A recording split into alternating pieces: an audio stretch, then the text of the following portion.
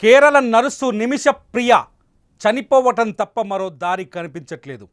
యమన్ దేశం విధించిన బిగించిన ఉరితాడికి ఎల్లుండి వేలాడి తన ప్రాణాల్ని అర్పించబోతుంది నిమిషప్రియ.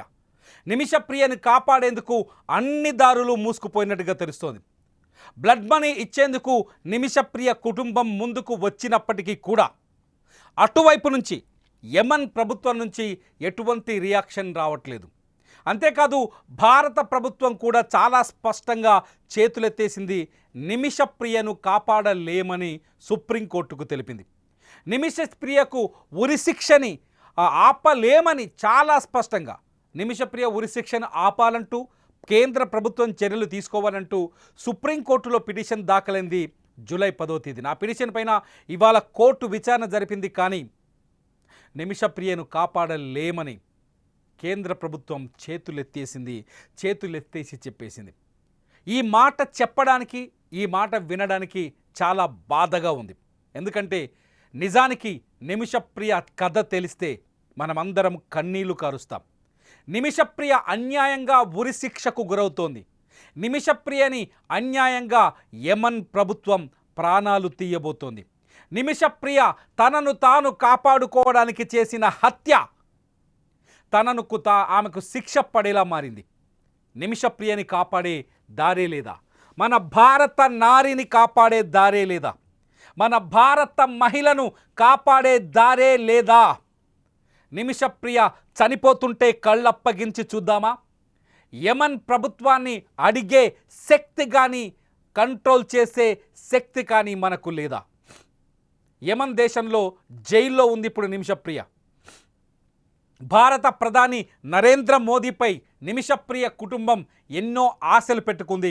కానీ ఆ ఆశలన్నీ ఇవాళ సుప్రీంకోర్టుకు కేంద్ర ప్రభుత్వం ఇచ్చిన సమాధానంతో అడియాశలయ్యాయి. చాలా స్పష్టంగా కేంద్ర ప్రభుత్వ అటార్నీ వెంకటరమణి చాలా స్పష్టంగా సుప్రీంకోర్టుకు చెప్పారు. నిమిషప్రియని కాపాడేందుకు ఎటువంటి చాయిస్ లేదని, అవకాశం లేదని సుప్రీంకోర్టుకి చాలా స్పష్టంగా చెప్పారు. సుప్రీంకోర్టు న్యాయమూర్తి చాలా స్పష్టంగా ఒక మాట చెప్పారు.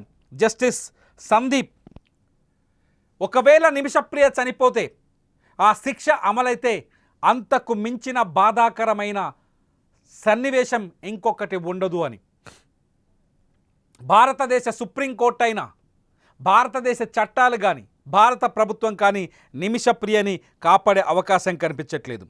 జూలై 16న ఆమెను యమన్ ప్రభుత్వం ఉరి తీయబోతుంది. ఉరికంభం ఎక్కించి ఆమె గొంతుకు ఉరితాడును బిగించి అత్యంత పాశవికంగా ఆమెను చంపబోతుంది యమన్ ప్రభుత్వం. నిజానికి నిమిషప్రియకు ఉరిశిక్ష ఎందుకు పడింది?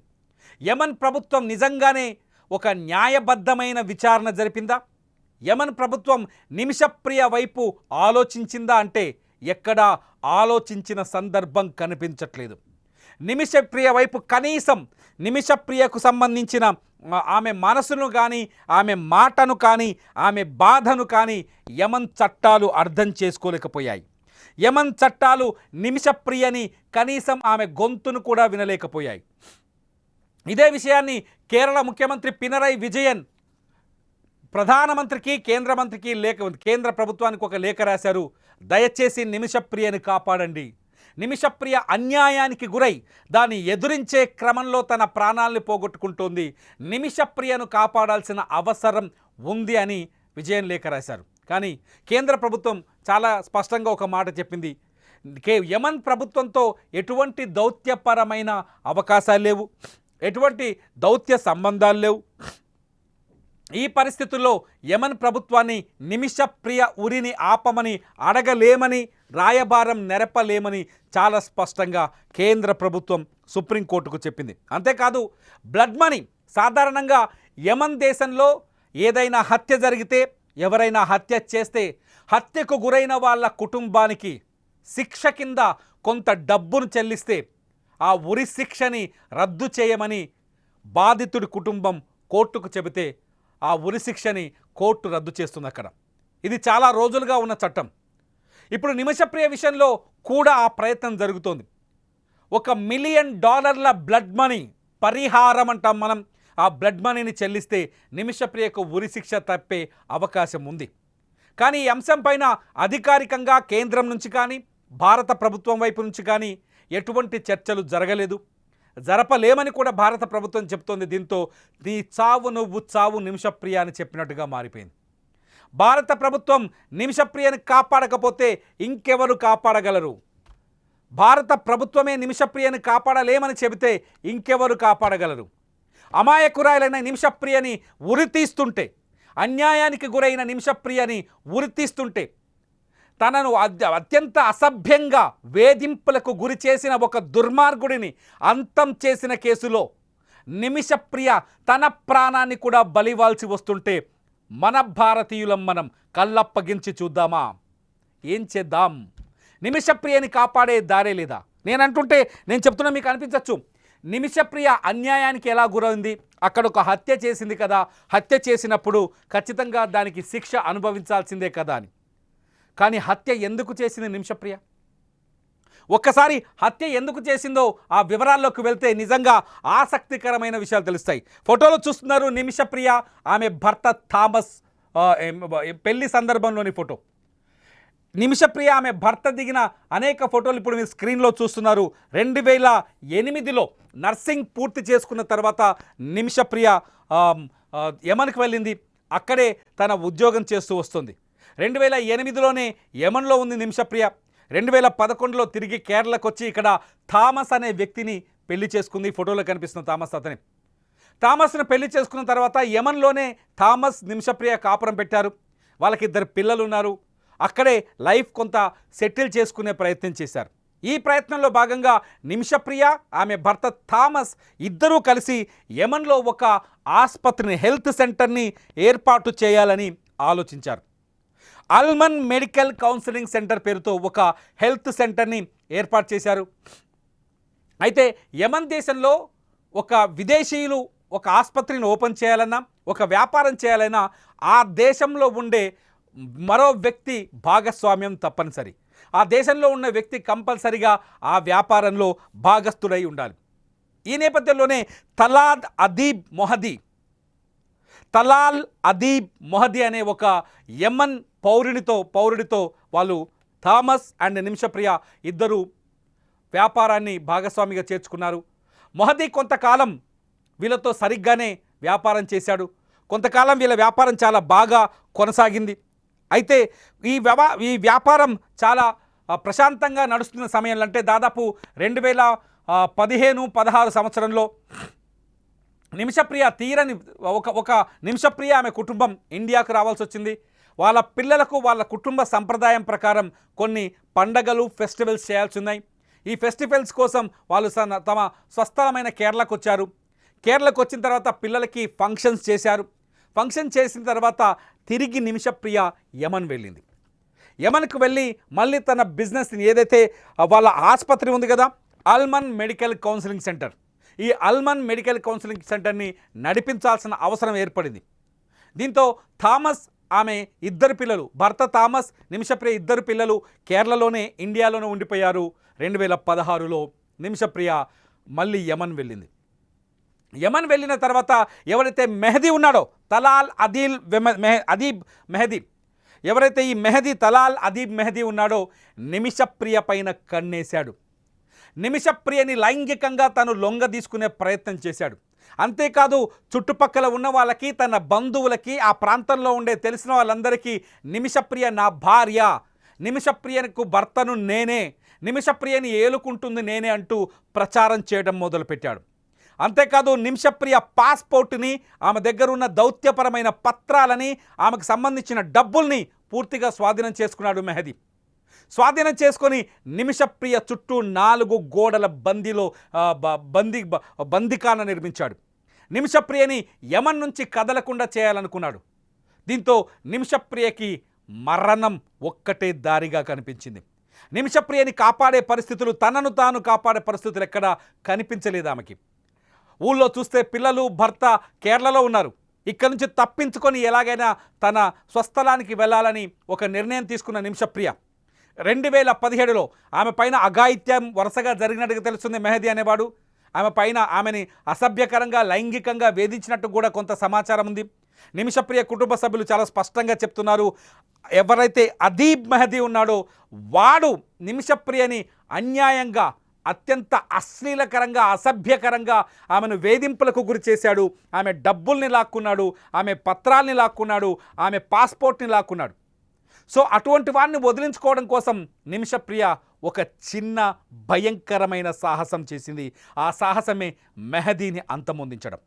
2017లో బేసిక్గా నిమిషప్రియ ఖచ్చితంగా నర్స్ కాబట్టి ఆమెకు అన్ని విషయాలు తెలుసు కాబట్టి 2017లో అతను నిద్రిస్తున్న సమయంలో ఒకానొక రోజు అతను నిద్రిస్తున్న సమయంలో కొంత మత్తుమందు ఇచ్చింది. ఇంజెక్షన్ ద్వారా మత్తుమందు ఇవ్వడంతో అతను నిద్రలోకి జారుకున్న తర్వాత అతని దగ్గరున్న తన పత్రాలను పాస్పోర్ట్ను స్వాధీనం చేసుకొని అక్కడి నుంచి పారిపోవాలనుకుంది, పరారవ్వాలనుకుంది. ఈ నేపథ్యంలోనే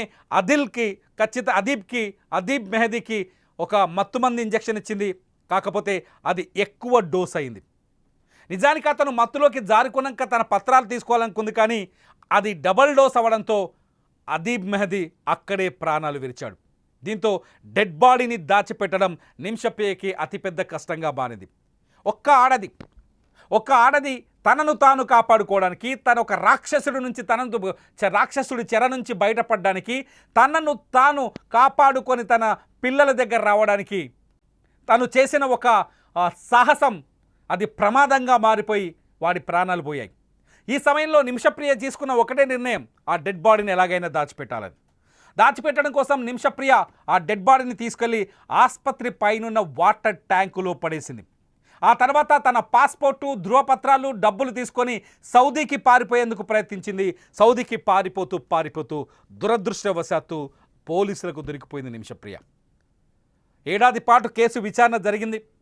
నిమిషప్రియకు 2018లో యమన్ కోర్టు మరణశిక్ష విధించింది. రేపు ఈ 25 జూలై 16వ తేదీ అంటే ఇవాళ కాకుండా ఇంకొక 48 గంటల తర్వాత నిమిషప్రియని చంపేయబోతుంది యమన్ ప్రభుత్వం. కోర్టు విధించిన శిక్ష ప్రకారం నిమిషప్రియ గొంతుకి ఉరితాడును బిగించి ఆమె శ్వాసని తీయటం అక్కడి చట్టం చెబుతోంది. నిమిషప్రియ ప్రాణాలు తీయడానికి అక్కడి చట్టం అన్ని ఏర్పాట్లు పూర్తి చేసింది. ఆ నిమిషప్రియను కాపాడడానికి మన భారత ప్రభుత్వం ఏమి చేయలేకపోతుంది. ఎంతో మందిని కాపాడిన భారత ప్రభుత్వం పైన నిమిషప్రియ కుటుంబం ఎన్నో ఆశలు పెట్టుకుంది. యమన్ ప్రభుత్వంతో చర్చలు జరిపి ఎలాగైనా ఆమె ఉరిశిక్షను తప్పించే ప్రయత్నం చేస్తుందని నిమిషప్రియ కుటుంబం కళ్లలో ఒత్తులేసుకొని చూసింది. సుప్రీంకోర్టుకు వెళ్ళింది, కేరళ ప్రభుత్వం దగ్గరికి వెళ్ళింది.